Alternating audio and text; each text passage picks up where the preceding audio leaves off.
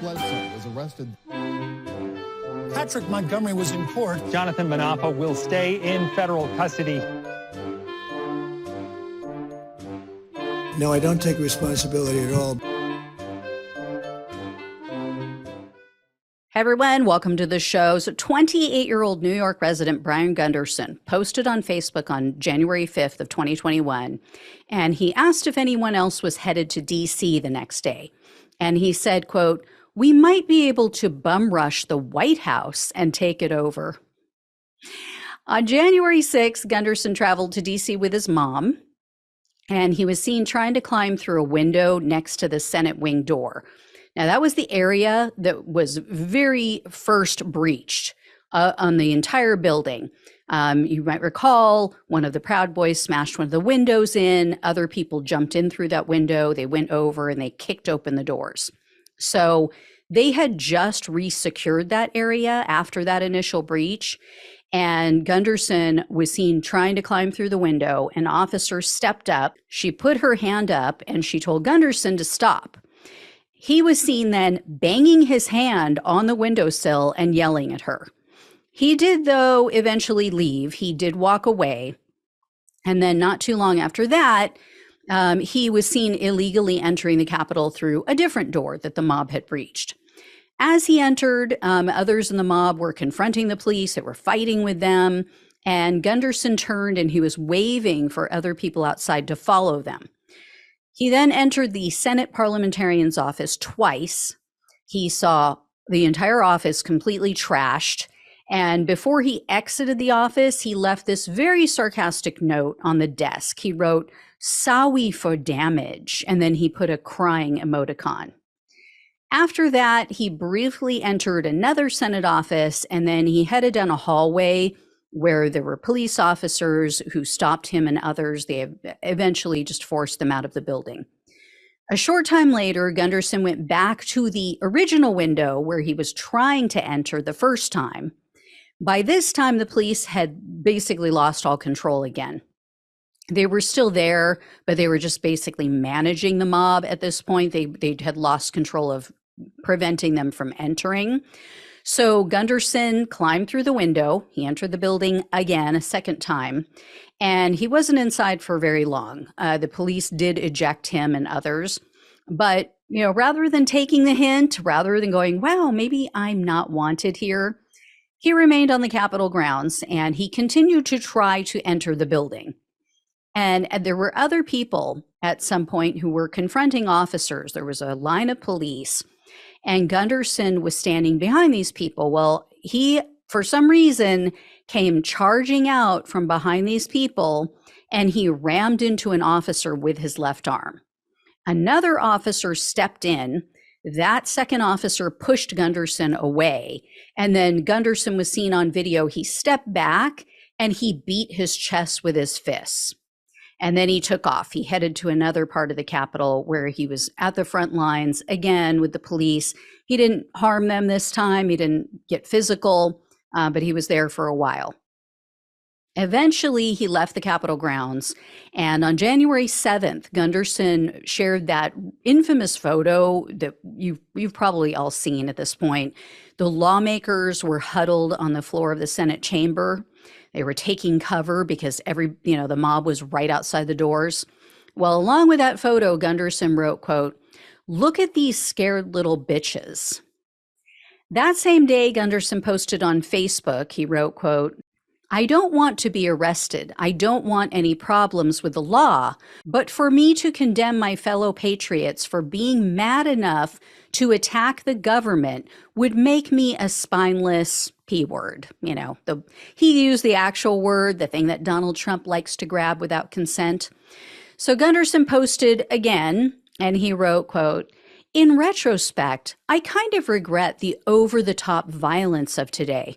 Not because it wasn't justified, but because I think it might have given them more ammo to disparage Trump with." Then Gundersen admitted that this was Trump's idea. He wrote, quote, "I love Trump, but he should have been more involved in our march to make sure things went the way he intended."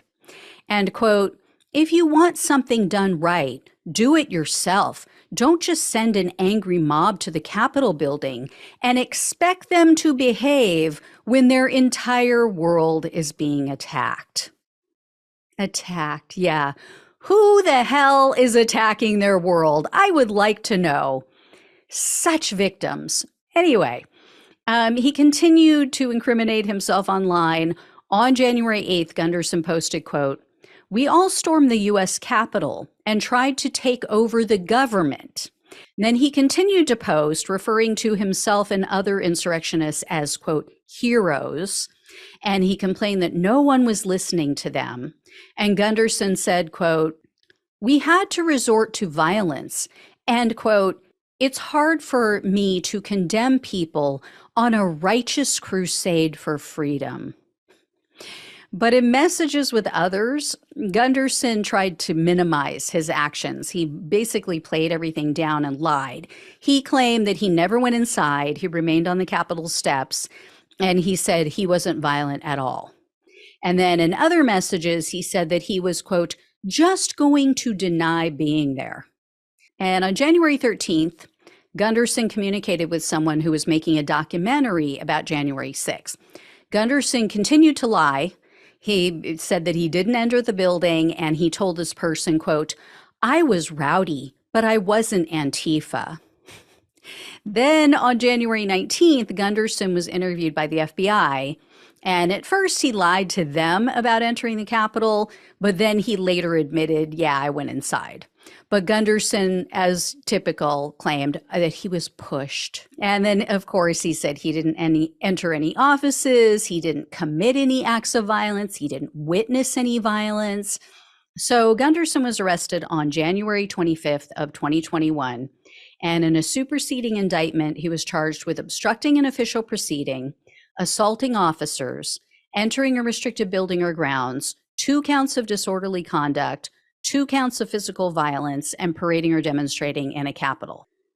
Gundersen refused a plea deal, and in a stipulated trial in November of 2022, he was convicted of obstructing an official proceeding and assaulting officers. So he was looking at up to 20 years in prison, plus 3 years of probation and up to $250,000 in fines. However, the prosecutor requested a sentence of 46 months in prison, 3 years of probation, and $2,000 in restitution. And according to the sentencing memo, Gundersen has a 2014 conviction for willful trespass. He broke into someone's home while they were there.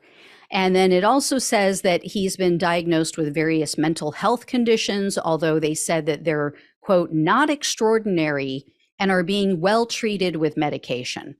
So the prosecutor noted that Gundersen has a, quote, high opinion of himself.